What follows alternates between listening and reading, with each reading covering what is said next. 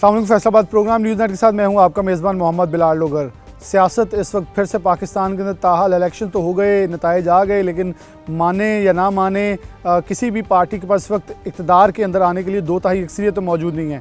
कोई किसी के साथ बैठ रहा है तो किसी के साथ बैठक लगा रहा है, लेकिन ताहाल अभी भी मामला तय होते नज़र नहीं आ रहे। फैसलाबाद की मार्केट्स में भी असरात मुरतब हो रहे हैं, जबकि इस वक्त सियासी माहौल के साथ साथ दीगर जितना भी पाकिस्तान फैसलाबाद का कारोबारी और दीगर माहौल है वो मुतासर नज़र आ रहा है। सियासी अदम इस्तेकाम गुज़श्ता साल 1.5 साल से ज़ायद हो चुका है, ऐसे बरकरार है, जिसका शदीद असर जो है वो मौशी मंडियों के ऊपर पड़ा है। हमारे साथ कैसर शमस गुच्छा साहब मौजूद हैं, सेंट्रल चेयरमैन है पायमा के, पूरे पाकिस्तान को देख रहे हैं। कैसर शमस गुच्छा साहब से बात करते हैं, क्योंकि ये खुद भी एक इलेक्शन लड़ चुके हैं, एक जमात से वाबस्ता रह चुके हैं, तो ये बेहतर जानते हैं कि जमातों के अंदर क्या चलता है। और एक ऐसी जमात के साथ इन्होंने इनफरादी तौर पर किरदार अदा किया जो कि उस वक्त की मुल्क की पॉपुलर जमात थी, लेकिन फिर इन्होंने सियासत से हटकर इन्होंने समझा कारोबारी ओढ़ना बिछोड़ना सही है, सियासत इनकी कप ऑफ टी नहीं है।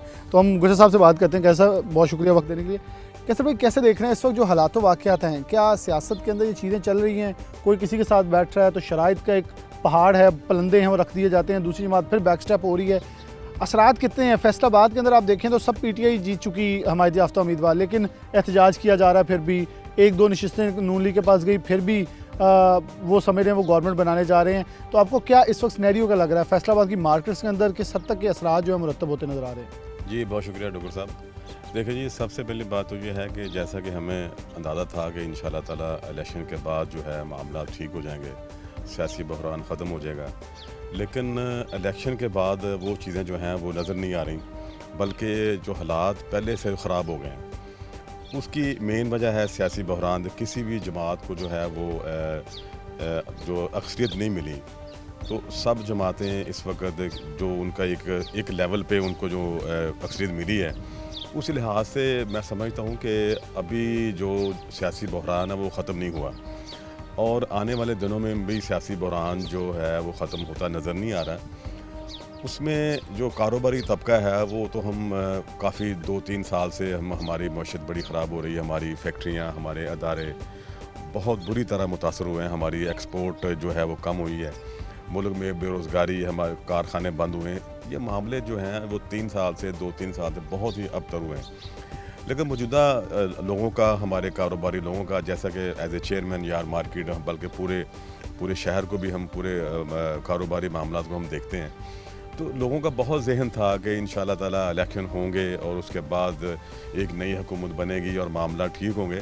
लेकिन इस हालात में अब यहाँ खड़े हैं, तो अभी तो फ़िलहाल हमें कुछ नज़र नहीं आ रहा। हमें तो ऐसा लग रहा था कि इन्वेस्टर्स ने कुंजियाँ लगा ली अपनी तिजोरियों को कि इलेक्शन ख़त्म होंगे, जो भी सेटअप आएगा तिजोरियाँ खोलेंगे, इन्वेस्टमेंट बाहर निकालेंगे, मामला ठीक होंगे, रमज़ान सर पे, उसके बाद फिर बजट आने को तैयारियां शुरू हो जाएंगी।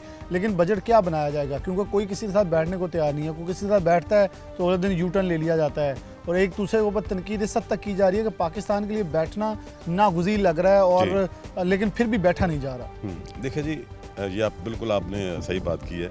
सूरत हाल ये है कि इस वक्त हमारे जितने भी स्टेक होल्डर हैं, हमारे ख़ास तौर पे हमारे कारोबारी लोग जो हैं, वो इस वक्त शदीद जो हैं वो परेशानी का शिकार हैं। तो उसमें तो हमारी ये हुकूमत से, हमारी सियासतदानों से ये गुजारिश है कि खुदा के लिए पाकिस्तान की खातिर है जो इकट्ठे बैठ जाएं। पाकिस्तान है तो हम हैं, सियासत है, हमारे कारोबार भी हैं, पाकिस्तान नहीं है तो कुछ भी, हम ज़ीरो हैं। तो सियासतदानों को चाहिए कि सब एक जगह पर इकट्ठे होकर एक ऐसी कौमी हुकूमत बनाएं जिसमें सबसे पहले वो अपनी मईशत के बारे में जो है वो जायज़ा लें कि हमारे पाकिस्तान की मईशत को ठीक होना चाहिए। बाकी हमारे पास ज़िंदगी पड़ी है इलेक्शन लड़ने के लिए, सियासत करने के लिए। साहब, इस वक्त अगर देखें आप KPK के अंदर PTI आती नज़र आ रही है, उनकी हमायत याफ्ता गवर्नमेंट। पंजाब के अंदर नून लीग अक्सरियत में है कि अगर बलूचिस्तान में चल जाएँ तो वहाँ सब बराबर हैं, लेकिन मौलाना फजल रहमान कुछ ऊपर नज़र आ रहे हैं। सिंध में चले जाएँ तो वहाँ हमें इस वक्त जो है पीपल्स पार्टी की अक्सरियत नज़र आ रही है। तो सब मेजर जमातें कहीं ना कहीं तो स्टेक अपना ले चुके हैं। फिर मरकज़ के अंदर बैठने में इख्तलाफ क्यों? आपका मशवरा बड़ा अच्छा है कौमी हुकूमत का, लेकिन आपको नहीं लगता कि इस पर संजीदगी से अमल किया जाए, और जितने भी अदारे इन्वॉल्व हैं जिनको तनकीद का निशाना बनाया जा रहा है, वो इनको थोड़ा सा इंसिस्ट करें कि अगर आप लोगों ने कुछ करना है तो यहाँ बैठ कर इकट्ठा काम करें, थोड़ा सा इस मुल्क को ठीक कर लें, फिर बंदर बांट कर लें जो मर्ज़ी, लेकिन ये मुल्क है तो हम हैं, ये मुल्क है तो सियासत है। देखिए जी, बात यह है कि जहाँ तक आपने बात की है कि मरकज़ में इस वक्त कोई भी हुकूमत बनाने को तैयार नहीं है, उसकी मेन वजह यह है कि आप उसके लिए एक तो हमारी जो मशत 3-4 सालों से बुरी तरह मुतासर हुई है, उस वजह से हमारी जो डॉलर प्राइस जो है वो बहुत ज़्यादा है इस वक्त। तो मुझे लग रहा है कि 300 तक हमारा डॉलर जो है वो टच करने लगा है।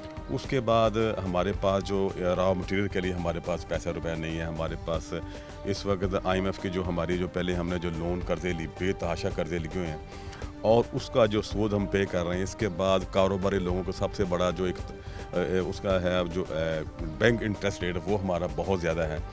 और इसके अलावा इस वक्त मुल्क में बहुत बेरोज़गारी है। हमारे अदारे सब PIA, दूसरा रेलवे और सारे अदारे इस बुरी तरह जो है वो ख़राब हो गए हैं कि इनको अब ठीक करना बहुत ही मुश्किल काम है।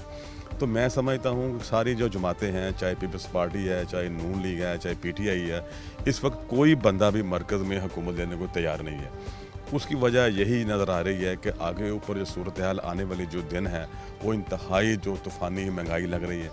तो कोई जो है जमात भी अपना सियासी कैरियर ख़राब नहीं करना चाहती।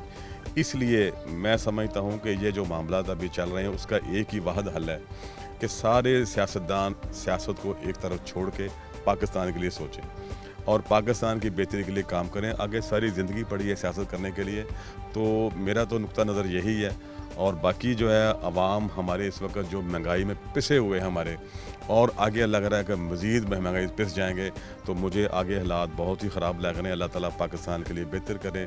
और दूसरी बात यह है कि मैं आखिर में फिर यही बात कहूँगा कि सियासतदानों को एक जगह पर बैठना चाहिए। आपको लग रहा है कि बैठते नज़र आ रहे हैं, ये इतनी वज़ादारी है क्योंकि आपने खुद इन सियासी जमातों के साथ वाबस्तगी निभाई है। आप उस सियासी जमात में रहे हैं जिनके कायद आज पीर चोइस शुजात साहब यही कहते नज़र आ रहे हैं, सब मिल बैठे हैं, मैं चले जाता हूँ बानी PTI के पास, उनको मैं मना लेता हूँ। वो परवेज़ लाई साहब के पास भी गए, उन्हें भी मना के आए हैं। कुछ ना कुछ मामलात को हर तरफ रफा दफा करने के लिए फिर चोइस शुजात की ज़रूरत पड़ती है। वो कोशिश करते हैं लेकिन फिर से वो कोशिश कुछ ना कुछ ऐसी क़ुव्वतें अंदर इन्वॉल्व होती हैं जो शायद सिर्फ अपना मफाद चाहती हैं। वो चाहते नहीं है लोग इकट्ठे होकर बैठ जाएं। और देखें जितनी भी इर्द गिर्द के ममालिक हैं, क़ुव्वतें हैं, वो भी तो चाहती हैं पाकिस्तान मुस्तहकम ना हो। देखिए जी, मैं एक आपसे सवाल ये करता हूँ कि हमारे मुल्क में इस वक्त हमारी सबसे बड़े जो ताकतवर हल्के हैं, यकीन माने अगर वो चाहें तो मुल्क में सियासी इस्तेहकाम आ सकता है। मेरे ख्याल में गुच्छा साहब इसमें बड़ा क्लियर मैं ये हो चुका हूँ कि वो चाहते तो वो कुछ भी करते।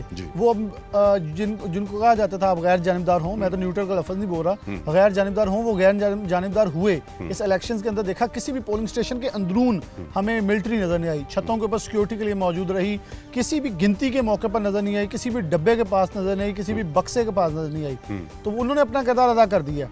अब वो जो हमारा किरदार था या जो ROs हैं, ब्यूरोक्रेसी है, या इलेक्शन कमीशन का ये कह देना कि इलेक्शन डे सबसे अच्छा था, ये तो सही है। अब जो अगले मामलात हैं उसकी तरफ बढ़ने के लिए तो फिर चाहिए ना कि बाकी कुव्वतें भी काम कर लें कि एक ही अदारे की तरफ तनकीद करते जाना, ये तो फिर नाजायज़ हो जाएगा। देखिए जी, मैं जो है ताकतवर हल्के मैं उन पर तनकीद नहीं कर रहा है। मैं तो मेरी एक राय है कि उन्होंने जो पहले किरदार अदा किया है अब उनकी और अब ज़्यादा जिम्मेदारी बढ़ गई है। बिल्कुल सही है, क्योंकि इस वक्त सियासी बहरान है। तो उन हमारे जो ताकतवर हल्के हैं उनको चाहिए कि सब स्टेक होल्डर को इकट्ठे करके उनको एक जगह एक स्टेज पर लाकर पूरे सियासतदानों को एक जगह बैठाकर उनसे जो है राय लेके उनको मुशावरत करके एक कौमी हुकूमत बन जाए। उसके ऊपर जो है हमारे जो ताकतवर हल्के हैं उनकी रहनुमाई करें, तो इंशाअल्लाह ताला कोई ऐसा मसला नहीं है कि हमारे मामला ना हल हों। बहुत शुक्रिया। कैसे शमस गुच्छा साहब मौजूद थे, उनका कहना था कि कौमी हुकूमत इस वक्त वाहिद हल नज़र आ रहा है, सबको मिल बैठना चाहिए, सूबों के अंदर अपनी अपनी गवर्नमेंट लें, डिलीवर करें, कौमी गवर्नमेंट के अंदर मिलकर डिलीवर करें, ताकि आवाम ने मैंडेट तो दिया है, अगर किसी को पूरा नहीं मिला तो इसको ऐसे एक्सेप्ट कर लिया जाए कि इस पाकिस्तान को आगे लेके चलने के लिए इस वक्त की तमाम चपकलिशें जो हैं वो दूर की जाएँ, ताकि ये पाकिस्तान इस्तेहकाम के साथ आगे बढ़ सके। क्योंकि जिस दोराहे के ऊपर लाके खड़ा किया गया है, यहाँ हम मज़ीद इसके लिए मुश्किलात और अपने लिए मुश्किलात पैदा कर रहे हैं, जिसको हल होना बहुत ज़रूरी है। एक ब्रेक लेते हैं, दोबारा हाजिर होते हैं।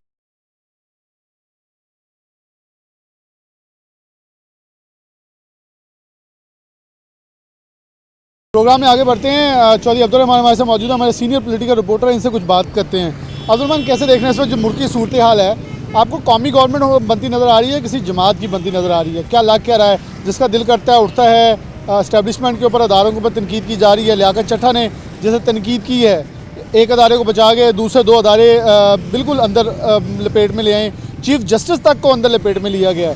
आप इस मामले पे कैसे देखते हैं कि ये मामला मज़ीद ख़राब किए जा रहे हैं, क्योंकि कारोबारी अफराद कह रहे हैं सियासी अदम इस्तेकाम मज़ीद मौशी बहरान पैदा कर रहा है। Thank you Bilal. देखिए, यहाँ पर जो पॉलिटिकल स्टेबिलिटी है वो बड़ी ज़रूरी है, लेकिन बदकिस्मती हमारी ये है कि यहाँ पर चीज़ों को समझ नहीं पा रहे, ना सियासी जमातें समझ पा रही हैं और ना जो है वो इस्टेब्लिशमेंट समझ पा रही है। इदारों की जानब से जितना ताउन सियासी जमातों के साथ चाहिए था, उसकी बजाय जो है वो कंस्ट्रक्शन की बजाय यहाँ पर उनको तोड़ने पर, इंस्टेबिलिटी पर ज़्यादा तवज्जो दी जा रही है। देखिए, हुकूमत तो बन जाएगी, ये कौमी हुकूमत तो नहीं होगी, मखलूत हुकूमत होगी जिसमें कुछ इत्तेहादी होंगे, कुछ अपोजिशन में बैठेंगे और बड़ी तगड़ी अपोजिशन होगी। देखिए, पहले दिन के साथ एहतजाज शुरू हो गए हैं, अभी कोई हुकूमत बनी नहीं और एहतजाज किया जा रहा है। चट्ठे के हवाले से मैं ये कहूँगा कि वो उसकी बाकायदा जो है वो तहकीकात होनी चाहिए कि आखिर क्या वजह बनी कि यहाँ पर एक इलेक्शन को बिल्डोज़ करने के हवाले से चीज़ें की जा रही हैं, क्योंकि उसके बाद जो अफवाह साजी का बाज़ार है वो बड़ा गर्म हुआ। ट्विटर को बंद कर दिया गया, कई दिन तक ट्विटर बंद रहा है, तो ये अफवाहें जो है मुसलसल फैल रही हैं। ये सनतकार बिल्कुल दुरुस्त कहते हैं कि जब तक पॉलिटिकल स्टेबिलिटी नहीं आएगी, इकनॉमिक स्टेबिलिटी जो है वो नहीं आ सकती, क्योंकि मुआशी इस्तेहकाम और सियासी इस्तेहकाम दोनों जुड़े हुए हैं। देखें, जो भी नई हुकूमत आती है उसके लिए चैलेंजेस पता क्या होंगे कि अभी मार्च में IMF के साथ दोबारा डील में जाना, अगर IMF डील आपकी मार्च में नहीं करती तो डॉलर 400 रुपये पे चला जाएगा, रुकेगा ही नहीं। तो 4,900 रुपये का बजट खसारा है अभी आपके सामने। आपको लग रहा है कि कौमी अगर मखलूत हुकूमत बनने जाएगी तो पाकिस्तान मुस्लिम नून जो है, पाकिस्तान पीपल्स पार्टी के 26 पॉइंट जो है बहुत भारी भरकम शराइत हैं वो मानने के लिए तैयार हो जाए, क्योंकि नून लीग भी अब स्टेप बैक होगी। मियां नवाज शरीफ 12 कह रहे हैं दोबारा से कि इस करवे घूंट को ना पिया जाए। फिलहाल मसला ये है कि यहाँ पर जो एनर्जी का मैं बताऊँ तो तकरीबन 2,800 अरब रुपया जो है वो एनर्जी का भी जो है वो जिसको हम कहते हैं गर्ची कर्जे है, 2100 अरब रुपया गैस के गर्ची कर्जे है। तो आने वाली हुकूमत ने आते साथ ही 5,000 अरब लोगों की जेबों से निकालना है ताकि IMF डील में जाया जाए। तो ये समझ लें कि जो भी हुकूमत में आ रहा है 1 साल बाद लोग उसको पत्थर मारेंगे, वो इतना अनपॉपुलर हो चुका होगा। तो इन हालात में नून लीग चाहती है कि अगर वो हुकूमत उन्हें दी जा रही है, उन पर मुसल्लत की जा रही है, तो शराइत बेहतर होनी चाहिए, उनके साथ पीपल्स पार्टी भी होनी चाहिए, उनके साथ दीगर इत्तेहादी भी होने चाहिए और वो इतनी सख्त शराइत ना हों कि कल को सिर्फ नून लीग को खमियाजा भुगतना पड़े। क्योंकि 2022 में नून लीग का ये समझना है कि उनको जब हुकूमत मुसल्लत की गई अदम इत्तेमाद के बाद, तो उनकी सियासी पार्टीज़ पर इतनी ज़्यादा डैमेज हुई है कि उसका दोबारा उभरना मुश्किल हुआ पड़ा है। जो PTI ने अच्छी अपोजिशन की, अच्छे पॉपुलर फैसले लिए, उसका उन्हें फ़ायदा ये हुआ कि निशान नहीं रहा, इसके बावजूद वो सीटें ज़्यादा ले गए। तो अगर यही सूरत रहती है और लोगों को 2-3 साल महंगाई की चक्की में पीसा जाता है तो फिर तो नून लीग इतने वोट भी नहीं ले सकेगी। तो इसलिए नून लीग ये चाहती है कि अगर वो मुल्क बचाती है, अगर यहाँ पर मुल्क को इस्तेहकाम दिलाया जाता है, यहाँ पर मुआशी इस्तेहकाम आता है, तो उसका सेहरा नून लीग के गिरद बांधा जाए और अदारे उसकी सपोर्ट करें, ना सिर्फ हुकूमत साजी में बल्कि आने वाले वक्त में जितने भी इत्तेहादी हैं वो उनके साथ बांध के रखे जाएँ, जो फैसले हैं वो उनके हक़ में लिए जाएँ। और इसके अलावा नून लीग ये भी चाहती है कि हमसाया ममालिक से ताल्लुकात अच्छे हों ताकि हम ट्रेड कर सकें, और रुपये में जब ट्रेड होगी डॉलर की बजाय तो डॉलर पे बोझ कम होगा। इसके अलावा नून लीग का ये भी मुतालबा है कि जो जुडिशल एक्टिविज़म है उसको कम किया जाए ताकि लोगों को कारोबार की जानब राग़िब किया जाए। जब तक आप बैरूनी इन्वेस्टर्स नहीं लाएंगे, जब तक आप उनको रिलीफ नहीं देंगे, ये जो इंस्टीट्यूशन एक बंदा इंडस्ट्री लगाता है तो उसको 16 महकमे फेस करने पड़ते हैं, तो उसमें बीच में कोई स्टे ले लेता है तो उसका कारोबार कई सालों पे जो रुक जाता है। जब तक ये चीज़ें नहीं रुकेंगी तब तक नून लीग को हुकूमत लेने का फ़ायदा नहीं है। और नून लीग पूरी पावर के साथ इक़्तिदार में शेयर चाहती है ताकि कल को जो भी मसला बनता है, मुल्क चलता है या नहीं चलता, उनके नुकसान में जाएगा तो उससे पहले वो चीज़ें कम से कम बेहतर करने की पोजीशन में हूँ। इतनी कमज़ोर हुकूमत जिसमें वो कुछ भी ना कर सकें और महज अपने इत्तेहादी राज़ी करते रहें, तो इन हालात में नून लीग के लिए मरकज़ की हुकूमत लेना महज एक फंदा है। बहुत शुक्रिया। सदर press club Faisalabad press club Chaudhry Abdurrahman Wahid साहब मौजूद थे। बहुत डिटेल के अंदर चीज़ें रखी कि ऐसे सूरत हाल है, क्या प्रेडिक्ट क्या की जा रही हैं। प्रोग्राम में आगे लिए चलते हैं।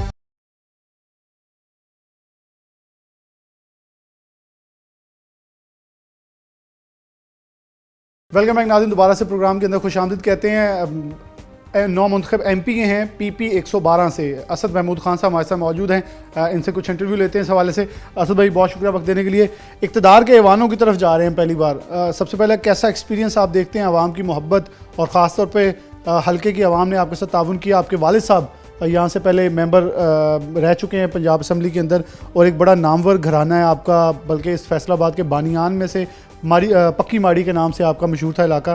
कैसे देखते हैं ये, कैसी फीलिंग्स हैं कि आप पहली बार ज़िंदगी में असम्बली में जा रहे हैं, एक नौजवान पढ़ा लिखा और कुछ मूव जो डिफरेंट है इस हल्के के अंदर। हमने दो मुतादिद पिछले 2013-18 में देखें तो लोगों ने फ़ैसला किया लेकिन वो कुछ मुतमिन नहीं रहे, तो बहुत बड़ी जिम्मेदारी मिली है आपको। इसमें कोई शक नहीं है जी। बात यह कि सबसे पहले तो मैं अपने हलके की आवाम का शुक्रिया अदा करना चाहता हूँ और फैसलाबाद शहर का 8 फरवरी को जिस तरह आवाम निकली है। तो भाई इस हलके के आप पूरे चक्कर लगा चुके हैं गली गली बाज़ारों में, क्या मसाइल हैं हलका PP 112 के आपके ख्याल में? क्योंकि शहर फैसलाबाद के बहुत सारे मसाइल हैं, लोग पाकिस्तान तहरीक इंसाफ की 2018 की कारकर्दगी से कुछ मुतमिन नहीं हैं। कुछ लोग और थे वो असम्बली छोड़ गए और वो पार्टी छोड़ गए, सिर्फ 3 चेहरे वापस रिपीट हुए हैं, वरना टोटल 21 चेहरों में से कोई नया चेहरा, टोटल नया चेहरे हैं। क्या कहेंगे कि बड़ा चैलेंज है, मसाइल कौन कौन से आपके फिंगर टिप्स पे हैं? देखें जी, जो मसाइल जो है ना, बेसिकली जो साफ़ पीने के, वासा के, ये छोटे मसाइल हैं। जो मेन मसला इस शहर का है वो जो है फाइनेंशियल इस्तेहकाम का है। हम टेक्सटाइल सिटी में रहते हैं, टेक्सटाइल इंडस्ट्री का चलना बहुत ज़रूरी है।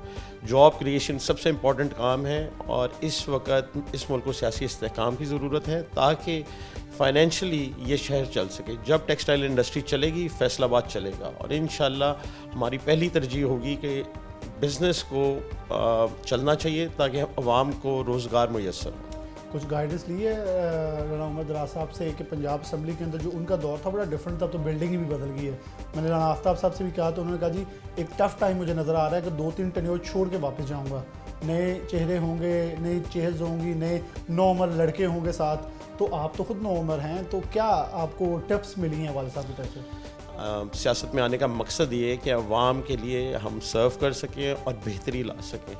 तो इंशाल्लाह पूरी उम्मीद है कि हम अपने हलके की भी नुमाइंदगी करेंगे और इस शहर की नुमाइंदगी करेंगे और आम इंसान की ज़िंदगी को बेहतर लाने में हम अपना पूरा किरदार अदा करेंगे। असद महमूद खान, आपके ख़ानदान के अंदर तालीम फैसलाबाद के टॉप ऑफ द लिस्ट के अंदर आपका स्कूल जो है वो एक नंबर 1 में चलता है, आपकी हमशीरा चलाती हैं। आप तालीम के लिए इस शहर की लिटरेट के लिए बहुत काम करते हैं, लिटरेरी फेस्टिवल्स के इनेकाद आपके फैमिली की तरफ से करवाया जाता है। सेहत के अंदर आप लोग एक प्रॉपर हॉस्पिटल चला रहे हैं, बुनियादी सहूलियात तो आपके फिंगर टिप्स में हैं कि आपका ख़ानदान ऑलरेडी कर रहा है, लेकिन आम आदमी तक इन चीज़ों का पहुंचना कितना ज़रूरी है? देखिए जी, हम इस वक्त 2024 में बैठे हुए हैं। आज भी गली गली महल्ले जब मैं फिरा हूँ, मसला ये है कि साफ़ पानी जो है वो आ नहीं रहा, गटरों का पानी उबल के सड़कों पे आ रहा है और इस वक्त स्मार्टफोन हर बंदे के हाथ में। बात यह कि जब तक बुनियादी मसले हल नहीं होंगे ना जी, हम नॉर्मल अपना ज़िंदगी गुजार नहीं सकते। ये मसले जो हैं ये शहर के बहुत बेसिक मसले हैं और इनको बहुत आसानी से हल किया जा सकता है। हमारी पहली तरजीह यही होगी कि जो हमारे बल्दियाती इदारे हैं इनको मजबूत किया जा सके ताकि अवाम के मसले बेहतर तरीके से हल हो सके। अच्छा, आपकी फैमिली ने बल्दियात के अंदर भी एक सेटअप के अंदर टाइम गुजारा है और बल्दियात एक बहुत मजबूत चीज़ है।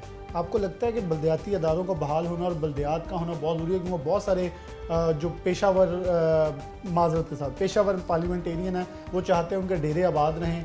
ये जो गली मोहल्लों के अंदर काउंसलर्स के पास मसाइल हल हो जाते हैं, फिर उनकी पॉपुलरिटी ग्राफ गिर जाता है। कि असद महमूद खान भी यही ख्वाहिश रखते हैं? मैं बिल्कुल ये ख्वाहिश नहीं रखता जी। मेरी ख्वाहिश है कि सबसे पहले बल्दियाती इंतखाब होना चाहिए। हम सब ने देखा था कि मुशर्रफ दौर में जो बल्दियाती निज़ाम आया था वो बहुत ही ज़बरदस्त था और इंशाल्लाह हमारी पहली तरजीह ये होगी कि बल्दियाती निज़ाम दोबारा बहाल किया जा सके ताकि आम आवाम की ज़िंदगी जो है ना जी बेहतर हो सके। MP-MNA का बनने का मकसद ये नहीं कि जो हमारे डेरे बाद हों, आम आदमी की ज़िंदगी जब तक बेहतर नहीं होगी इस मुल्क में तब्दीली नहीं आएगी। आपकी फैमिली में टेक्सटाइल से वाबस्ता लोग भी हैं, आपके दोस्तों में ऐसे लोग मौजूद हैं, आप खुद प्रॉपर्टी से और दीगर बिजनेस से वाबस्ता आपकी फैमिली के अंदर आप भी हैं।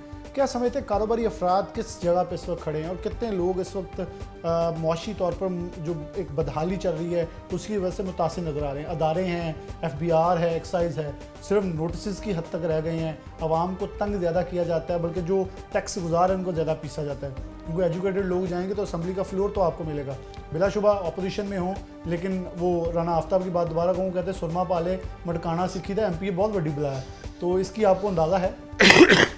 देखें जी, MP-MNA जो है ना जी, ये पॉलिसी मेकिंग के लिए है। हम लोगों ने वहाँ बैठना है, अपने इदारों को बेहतर करने के लिए पॉलिसी मेकिंग करनी है। ये इदारे बेहतर परफॉर्म करेंगे, हम सब की ज़िंदगी बेहतर होगी।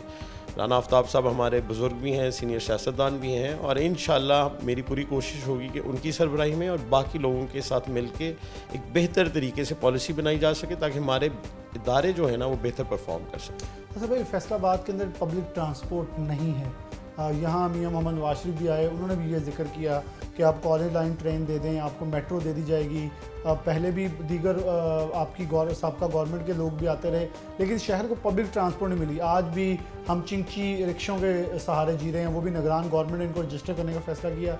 कहीं ना कहीं पब्लिक ट्रांसपोर्ट से महरूम है। लोगों को एक जगह से दूसरी जगह आना जाना ऐसे है जैसे बहुत बड़ी तकलीफ़ और अजाब है। इसके लिए को आपके नज़र में, क्योंकि आप जो जगह बैठे हैं ये इतराफ़ में बड़ा बहुत बरीक बीनी से आप सबको देख सकते हैं। लेकिन ये बात ये है कि जो इस वक्त ट्रैफिक के हालात हैं, जो बेहंगम ट्रैफिक है, इसका एक ही हल है और वो है पब्लिक ट्रांसपोर्ट। ये लाहौर में भी शुरू हुई है।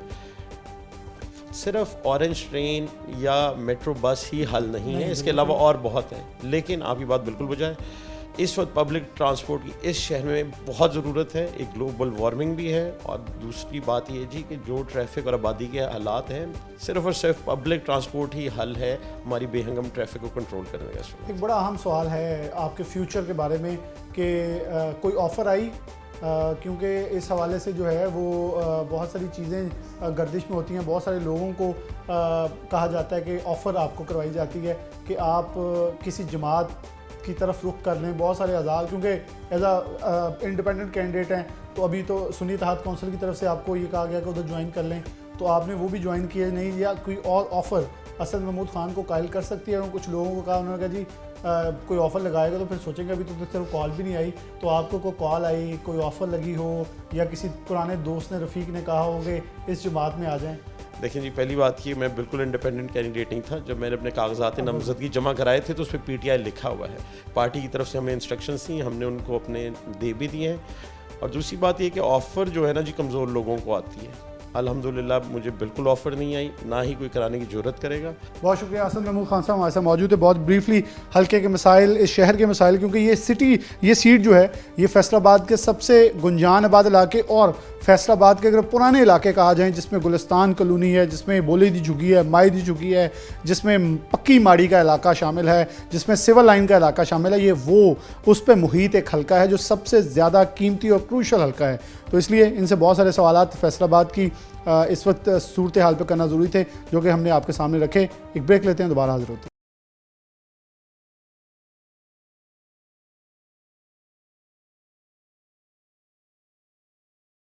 वेलकम बैक नाज़रीन, दोबारा से प्रोग्राम के अंदर खुशामदीद कहते हैं। प्रोग्राम के आखिरी हिस्से की तरफ चलें तो फैसलाबाद की सियासत का एक बहुत ही बड़ा नाम राजा मोहम्मद रियाज अहमद खान साहब, साबिक अपोजिशन लीडर जो हैं, इस वक्त हमारे साथ मौजूद हैं। उनसे कुछ बात करते हैं।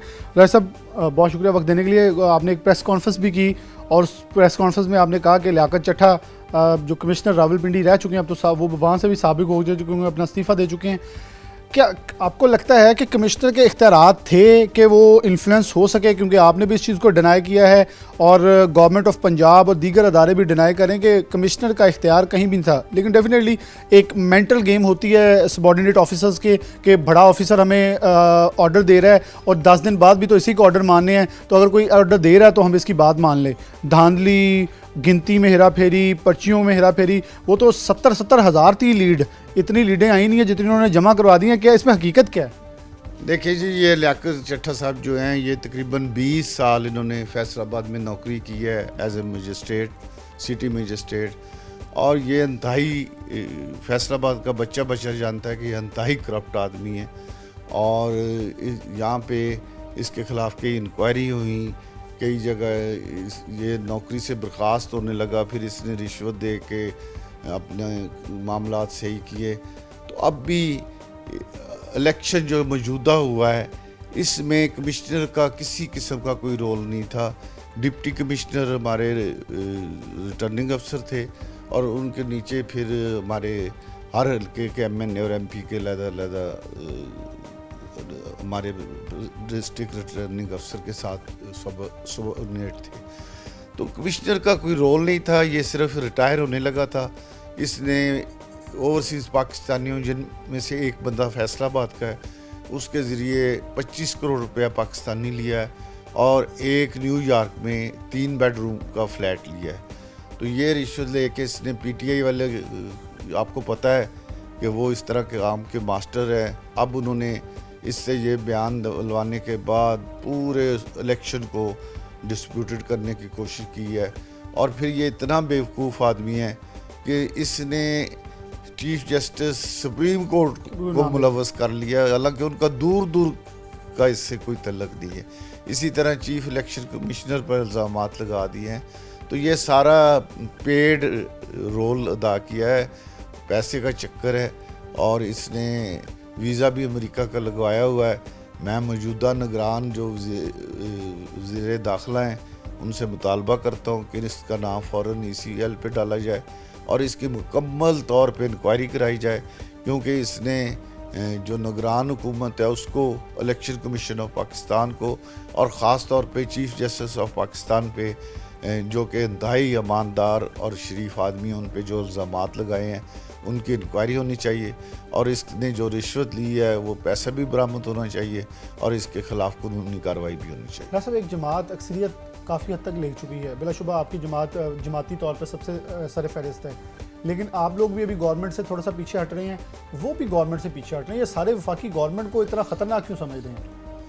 देखिए, ये वफाकी गवर्नमेंट इस वक्त जो है वो बहुत मुश्किल टास्क है। और पहले भी आप जानते हैं कि जब मियाँ शहबाज शरीफ साहब ने, उस वक्त भी मुस्लिम लीग को नुकसान पहुंचा और मियाँ नवाज शरीफ और मियाँ शहबाज शरीफ साहब ने बहुत बड़ेपन का मुजाहरा किया कि उन्होंने रियासत को बचाया, मुल्क को डिफ़ाल्ट होने से बचाया और अपनी पार्टी को नुकसान पहुंचाया, जिसके रिज़ल्ट आपके सामने अब आए हैं।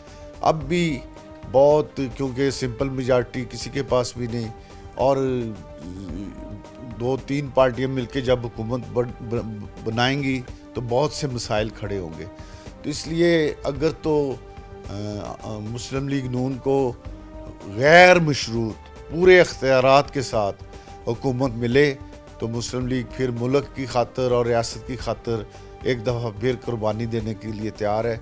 लेकिन अगर टांगें खींचनी हैं और काम नहीं करने देना तो फिर मुस्लिम लीग नून का ये फ़ैसला है कि फिर हम इस हुकूमत में बनाने में नहीं जाएंगे।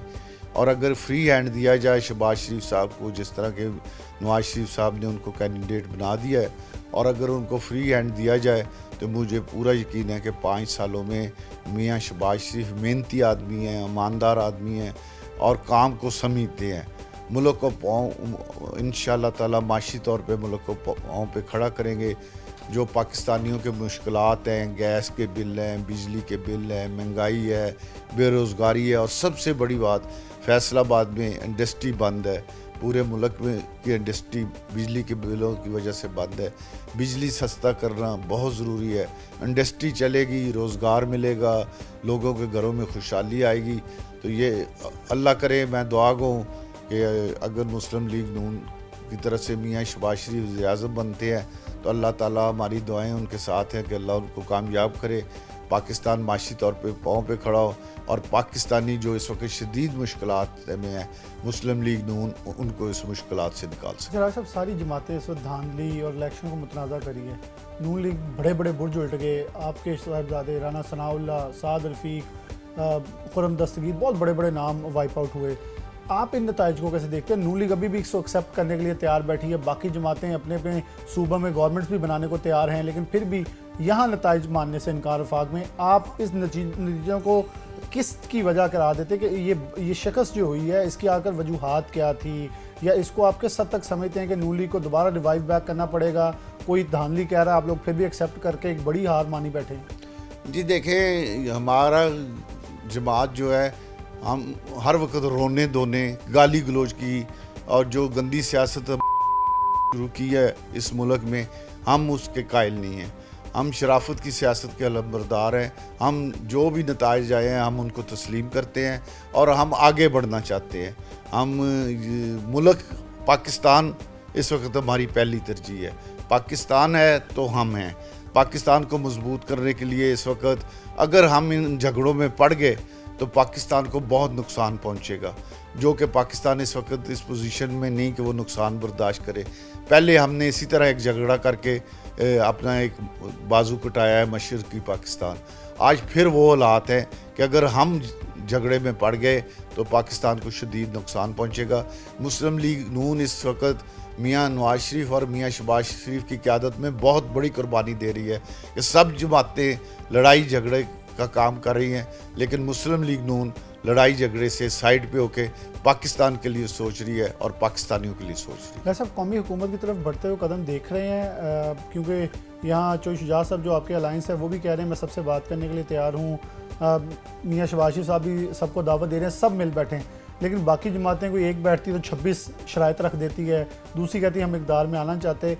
क्या आपको लग रहा है कि राजा रियाज साहब देख रहे हैं आपके सोर्सेज और आपकी जो प्रेडिक्शंस हैं बड़ी सच्ची होती हैं, आने वाले वक्त में वो नेशनल गवर्नमेंट बन सकती है? जी, मियां नवाज शहबाज शरीफ की क़यादत में पीपल्स पार्टी और MQM लाजमी शामिल होंगी और मियां शहबाज शरीफ की क़यादत में वज़ीर-ए-आज़म मियां शहबाज शरीफ होंगे। इंशाल्लाह हुकूमत बनेगी और ये हुकूमत इस वक्त बनना बहुत ज़रूरी है।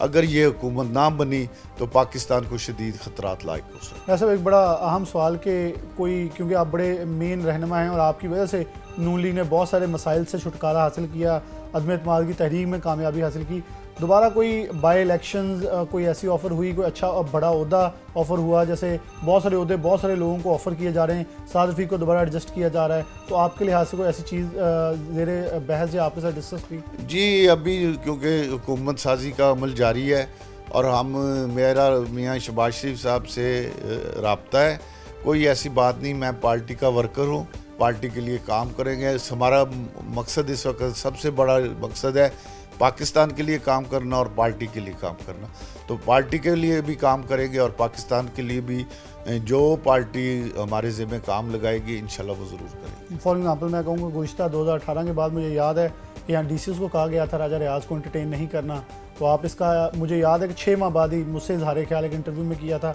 कि हम अवामी मैंडेट लेके आए, अवाम की खिदमत करनी है। जब ये रवैये जमातों में अपनाए जाएंगे तो बड़े नागुज़ीर हैं। अभी मैं देख रहा था बैठा, आप डेरे पे पूरा डेरा चला रहे थे, कॉल्स कर रहे थे, इसका मतलब है कि पाकिस्तान मुस्लिम नून आपको खुल के खेलने का मौका दे रही है, तो बाई इलेक्शन की तरफ लेके जाएंगे तो आप उसको एक्सेप्ट करेंगे? नहीं, मैं बाई इलेक्शन के लिए तैयार नहीं हूँ। मैं सबसे पहले पाकिस्तान हमारी पहली तरजीह है और दूसरी तरजीह मुस्लिम लीग नून है।